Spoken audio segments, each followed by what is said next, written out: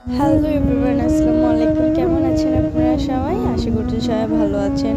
তো এই তো আব্বু বাজার নিয়ে আসছিল, যেহেতু মাসের শুরুর দিকে আমাদের বাসায় একবারে সব বাজারগুলো তুলে নেওয়া হয়। তো সেই হিসেবে আব্বু এখানে অনেকগুলো মাছ নিয়ে আসছিল, যেগুলো কিনা আমার নানু কুটাকাটি করতেছিল। তো এই তো এটা হচ্ছে যে তারপরের দিন সকালবেলার ব্লগ, যেটা কিনা মহরমের ব্লগ। সেদিন বাসায় খিচুড়ি এবং মুরগি আর কি আপনার গরুর মাংস রান্না করবে, সেটার জন্য এখানে সব কিছু নিয়ে আসা হয়েছে। বাসায় সব কিছুই ছিল, জাস্ট মুরগিগুলো নিয়ে আসা হয়েছিল। তো এই তো এখানে মাংসগুলো আম্মু ভিজাই দিছে। আর যেহেতু খিচুড়িটা ডাল দিয়ে রান্না করতে হবে, এটা কিন্তু সাদা খিচুড়ি যেটাকে বলে সেরকম টাইপসের হবে, সেই কারণে এখানে ডাল আমি বেছে নিচ্ছিলাম। আর এখানে পেঁয়াজ রসুন এগুলো কেটে নেওয়া হচ্ছিলো, যেহেতু ওই দিন একটু লেট হয়ে গেছে। আর এই তো এখানে মুরগিগুলো আম্মু নিয়ে বসে গেছে সবগুলো মুরগি কাটার জন্য। এখানে মেবি 2টা নাকি 3টা মুরগি ছিল।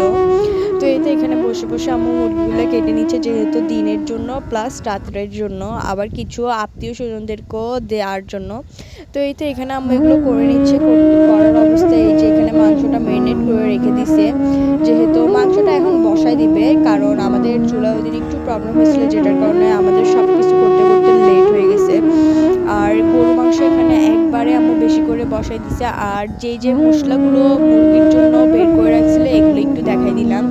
তো এই তো আম্মু এখানে খিচুড়িটা বসাই দিচ্ছে, যেহেতু বলছি আমি প্রথমেই যে এটা হবে যে একটু সাদা টাইপসের যে খিচুড়িটা ধরা যায়, সেরকম টাইপসের একটা খিচুড়ি ডাল দিয়ে। এই যে এখানে আম্মু খিচুড়িটা বসাই দিছে। আর এখানে আমাদের মাংসটা হচ্ছে, যেহেতু এটাতে কোনো আলু অ্যাড করা হয় নাই। আর এখানে আম্মু মাংসটা ম্যারিনেট করে রেখে দিছে, যেহেতু আমি কোনো ক্লিপ নিতে পারি না এরকম। আর এই তো এখানে ভালো মতো আম্মু এগুলো নাড়াচাড়া করতেছে, যেহেতু এগুলো নিচে লেগে যায়, না লাগতে পারে আর কি, সেই হিসাবে। তো এই তো তারপরে চলে আসলাম আমি শরবত বানাইতে, যেহেতু মহরম মানেই আমাদের এখানে শরবত, এটা মাস্ট থাকতেই হবে।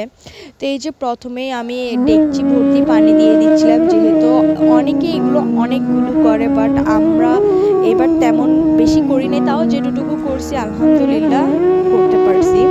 তো এই তো এখানে আমি পানি নিয়ে নিচ্ছিলাম, যেহেতু অনেকগুলো করব ওই হিসেবে। আর প্রথমে আমি দিয়ে দিলাম এখানে মেবি আধা কেজির বেশি চিনি, যেহেতু এই শরবতটা মিষ্টি হইতে হবে, আর শরবত মানেই তো মিষ্টি।